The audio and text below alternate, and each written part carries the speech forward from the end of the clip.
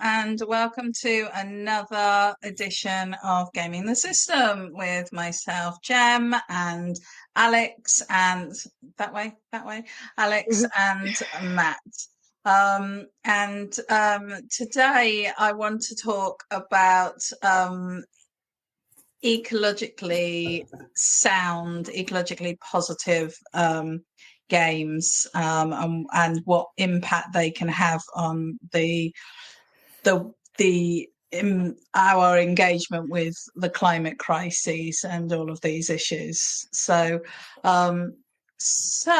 But before we get into that, I wanted to ask you both, because we haven't done a gaming check-in for ages.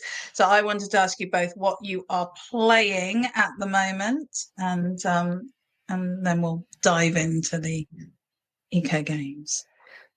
Alex. Cool. Well, you can probably tell since the last episode where we had talked about Hogwarts Legacy, I have been playing Hogwarts Legacy pretty much since then. I am enjoying it for the most part. I've played about 47 hours now, I think, and I'm nowhere near finishing the main story because there's quite a lot to explore. It's not perfect, and I'm sure we'll probably get onto that in a future episode. But for the most part, I am enjoying it. So, spending lots of time in the Highlands and helping out lots of Scottish people with their magical problems, etc. So that's pretty much been me solidly for pretty much the last time since we had a chat. Awesome, thank you. Yeah. Matt, what about you? I have been playing the Hitman games. They are probably in my top 5 favourite games ever. Not just in terms of, they are just, like the people who love a fine wine and a perfectly cooked steak. That's the feeling that permeates all of the Hitman games. And they've just released a new mode called Freelancer, where you take that, and I'll mention this later on in the episode, you take down syndicates of different kinds of crime syndicates, and your the map and your target are randomized. Uh-huh. So you have to find a way to assassinate a target, and you start the level with basically just a knife, and you have to go and do your thing. And then if you fail one or more missions, then the entire run is fucked.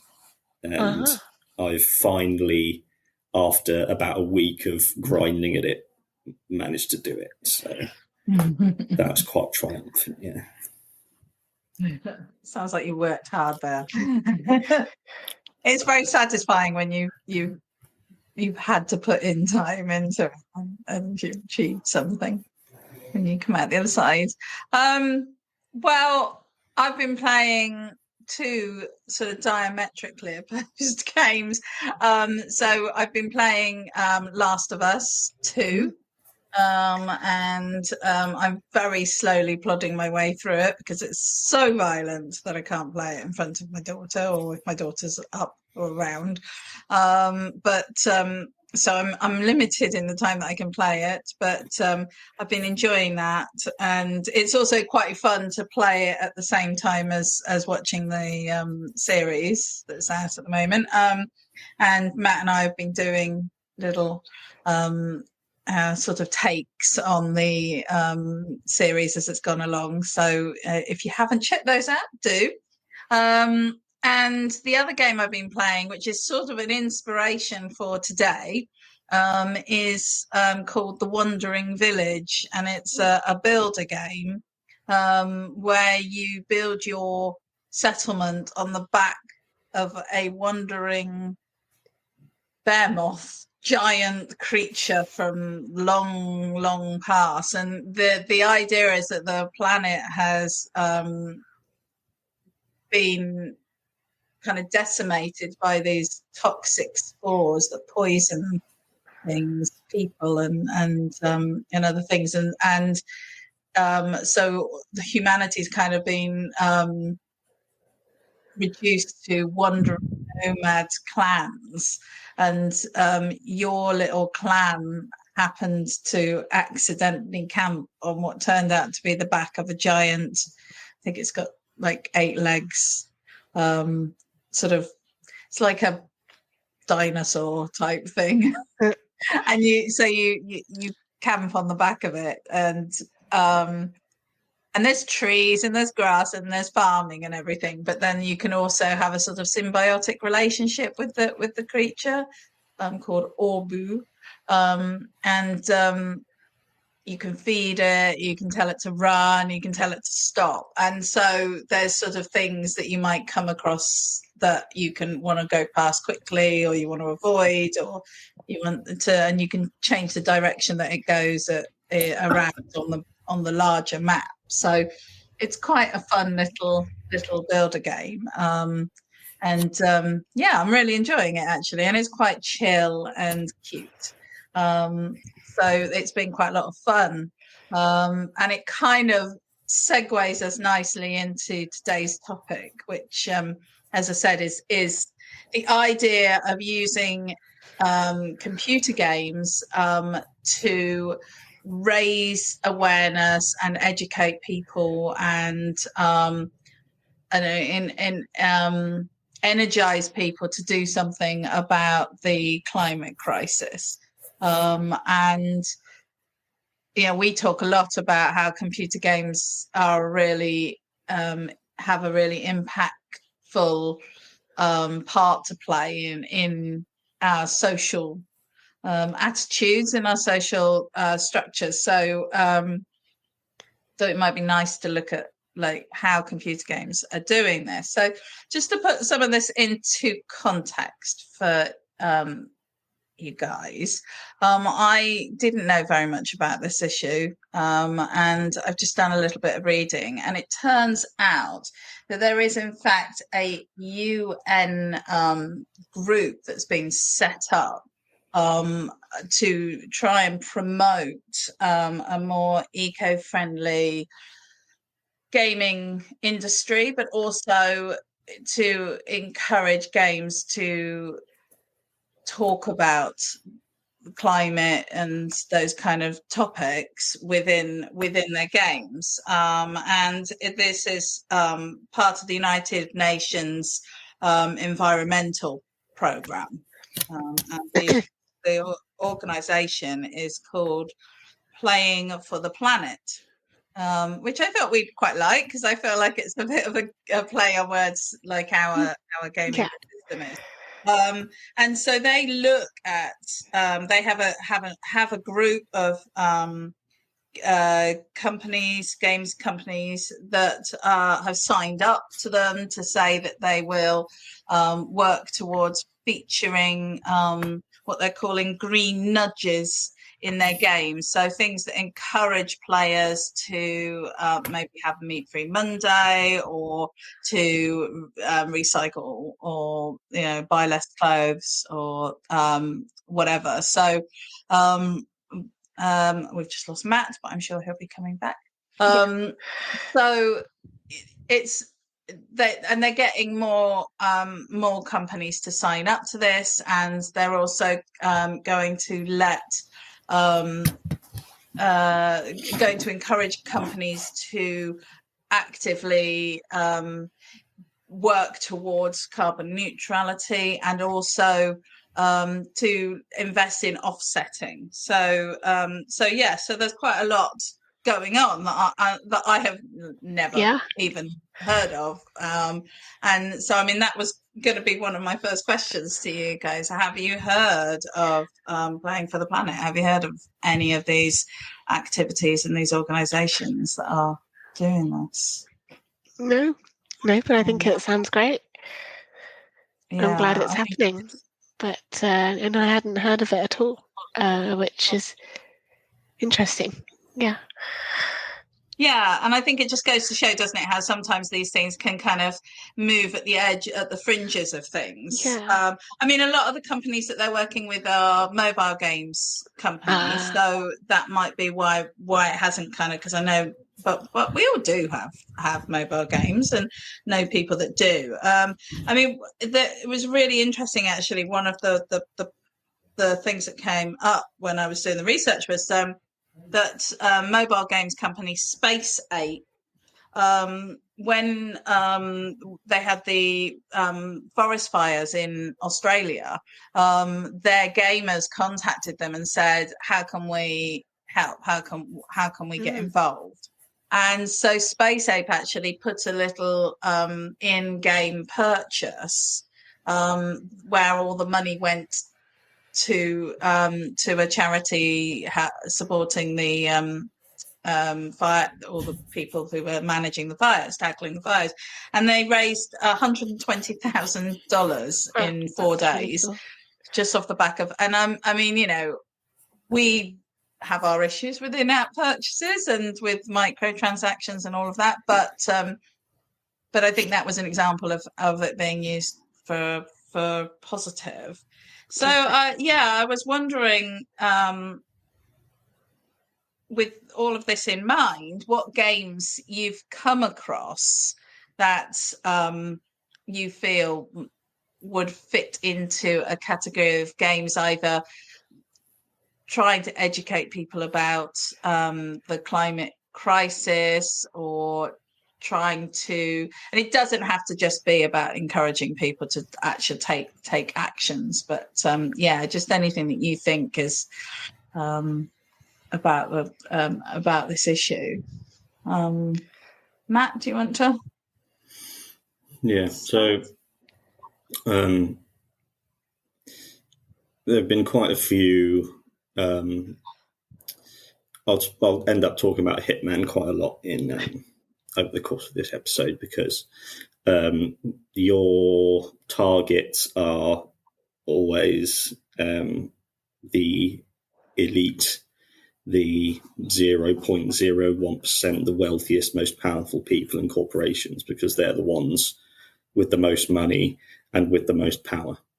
So your journey through this franchise is assassinating these really the kingmakers, the people behind the scenes, the secret society at the top of everything, dictating everything.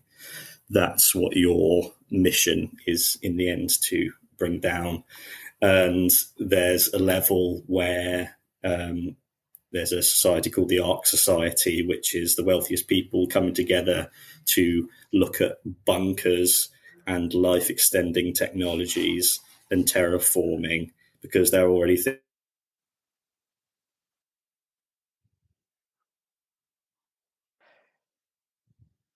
I think Matt's frozen. I don't know. thinking ahead of. Did I We cut lost out you then, Matt. Yeah, you did freeze for a few seconds. You're all good. Okay, yeah. So Hitman. So again, wealthiest people in the world go, oh yeah, we're continuing to destroy the planet. That's fine. We'll just invest in our other stuff. There is the Horizon franchise, which you see a common theme. Hitman, wealthiest people on the planet and their corporations destroying the planet.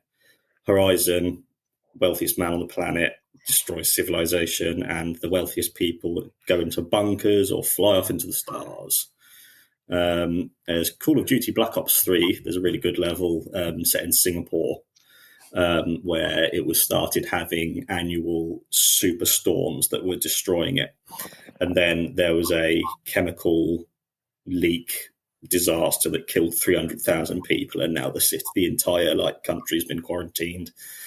So again, global warming, corporations destroying the world. Cyberpunk 2077, the most powerful organizations on the planet are corporations again, and there are wastelands in between the massive cities. Final Fantasy VII, which was probably the earliest I've ever seen anything like that, because it's the Shinra Corporation harvesting the Mako energy of the planet, and that is damaging the planet, which is what your Avalanche group's terrorist goal is, to defeat Shinra. More positive side of things, perhaps, is in Mass Effect Andromeda. I like terraforming stuff. I'm really interested in terraforming stuff. And your goal in Mass Effect Andromeda is to use these ancient machines to terraform planets to turn them into livable spaces. And then one thing that I love is Death Stranding, where the world has basically been turned into Iceland. It's this beautiful, muted black and green landscape. And you just wander through it, and it just so peaceful. And another theme is when you let nature just, if we take us out of the equation for a while, nature blossoms. And that shows part of the education of what could be. And there's no reason we can't have that. That's really good, though, to hear, because you've got some very different games to mine. I was worried we were going to have the same games. Obviously, I put Horizon down on the top of my list because that's really obvious ties when thinking about environmental messages. I've also got a lot of smaller, like indie developed games, things like Abzu, which has got a really heavy focus on like the underwater world and like ocean life, and kind of celebrating the variety and just the beautiful things about like being in the ocean and nature and all the animals in the ocean and everything. It's and you're kind of fighting against this mysterious robotic force of darkness that I don't know whether it's alluding to environmental things, but that's the takeaway I got from it. Then there's things like Concrete Genie, which I think is very much a environmental messagey type game, because your goal is to kind of clear up wherever you are and kind of turn everything from grey, dark, horrible, dirty places into colourful, beautiful places with your magic paintbrush. And you put like magic graffiti all over everywhere, which is really nice. A lot of these have a similar sort of like very chilled vibe to them, I think, as well. It's about positive feelings and helping yourself feel relaxed and happy. I think it's very much a theme of these games. There's also, I wrote down Firewatch, potentially, is another one, because that's set in a national park. And you play a Firewatch person. So one of the people up in the Firewatch towers, and it's your job to look after the national park, which is really cool.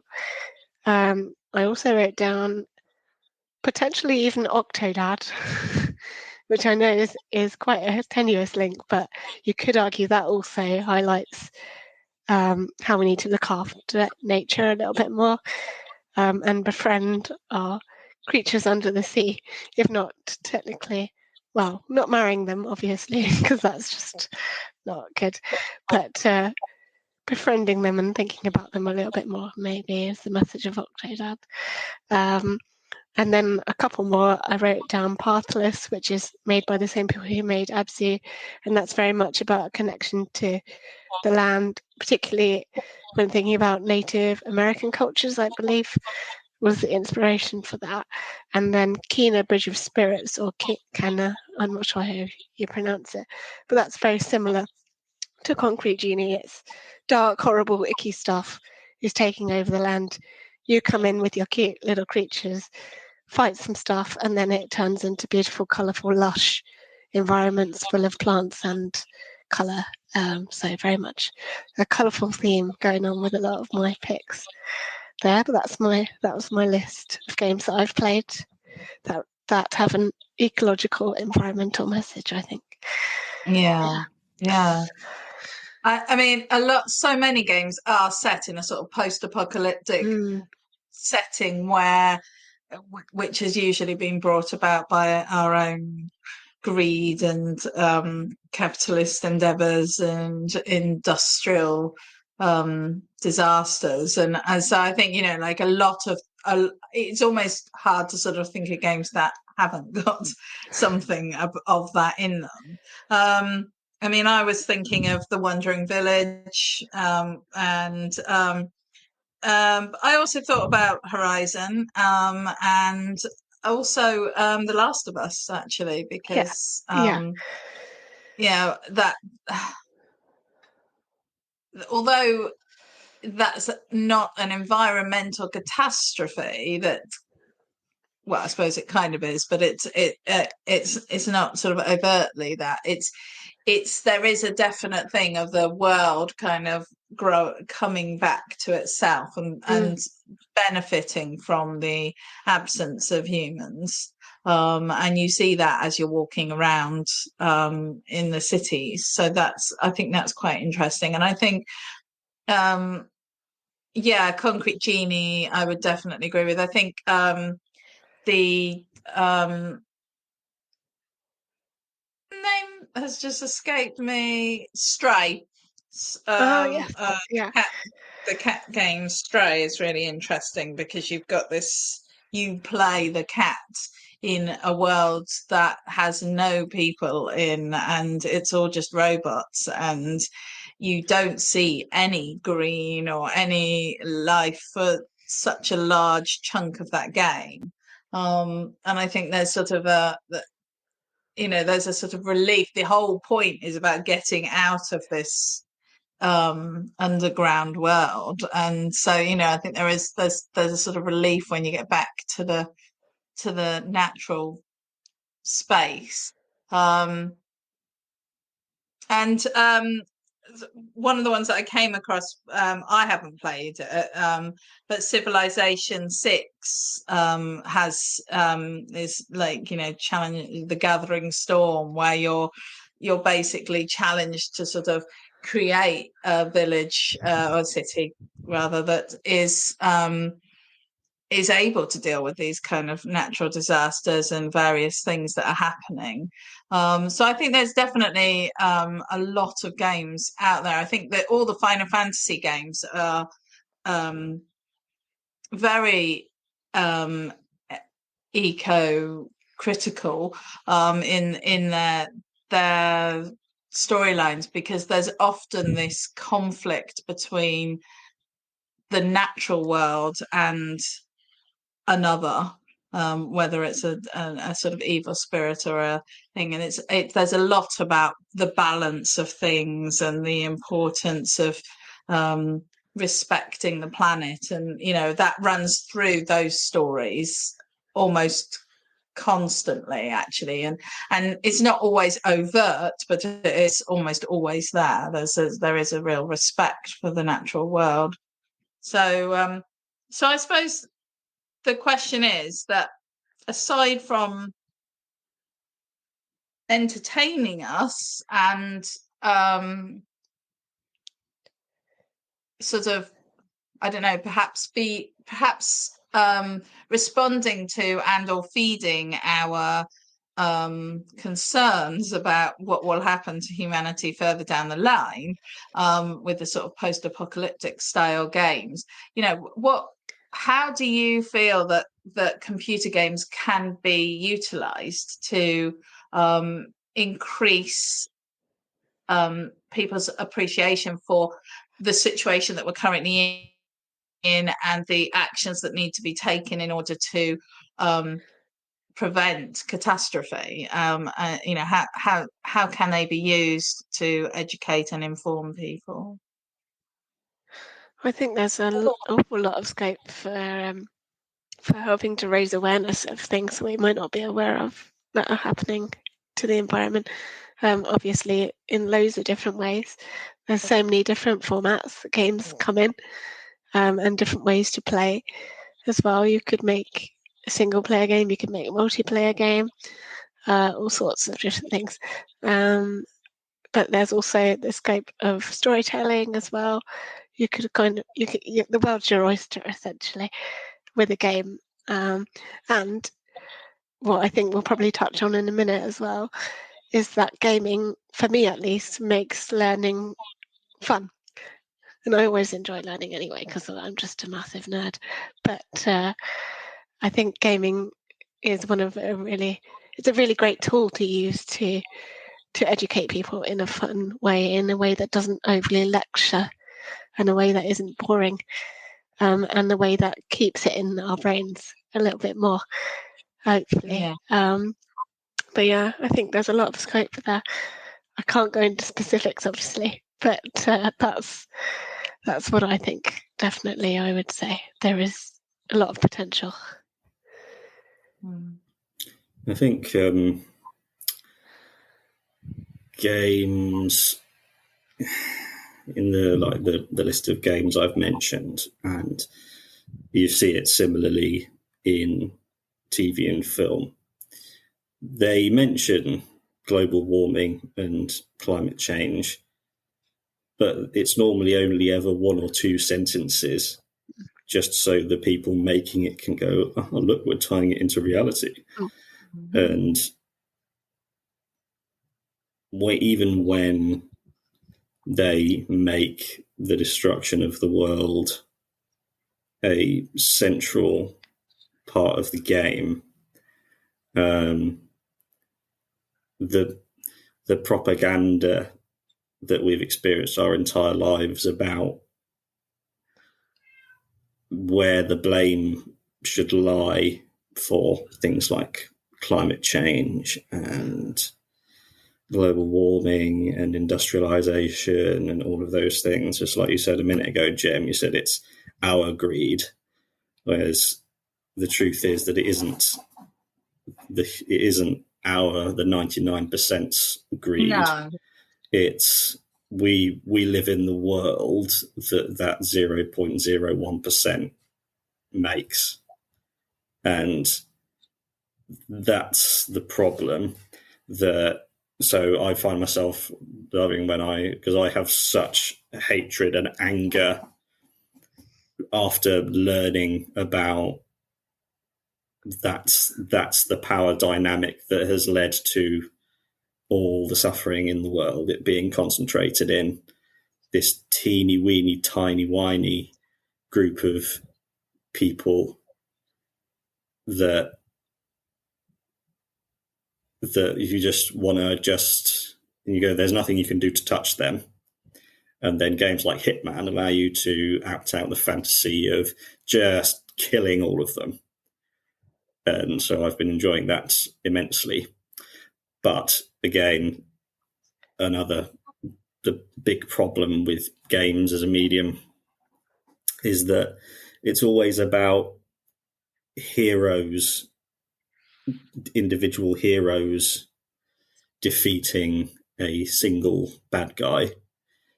But the problem is the second in command is always going to be worse than the person in charge. That happens every time. And even in Hitman, it doesn't matter when you assassinate one, another one will fill the gap. So it will take, onto union organising, it takes all of us coming together and organising against them to stop them. But there isn't a gameplay mechanic where it's not about heroes, and it's not very sexy going into, I just went into a workplace and talked to everyone and we all came together because we're all equal. And it's hard to turn that into gameplay. So when it does mention climate change, it is very, very tentative and not very authoritative. And they blame, it's just the way things are, corporations, but they don't actually lean into it in a way to actually make the player learn about how it actually works. And when they do, they make it about heroes rather than about everyone. I'm in quite a an pessimistic mood at the minute. So that's where I'm coming from today. Well, I don't think that you're wrong. I think that you've made some really, important and valid points. And I think, that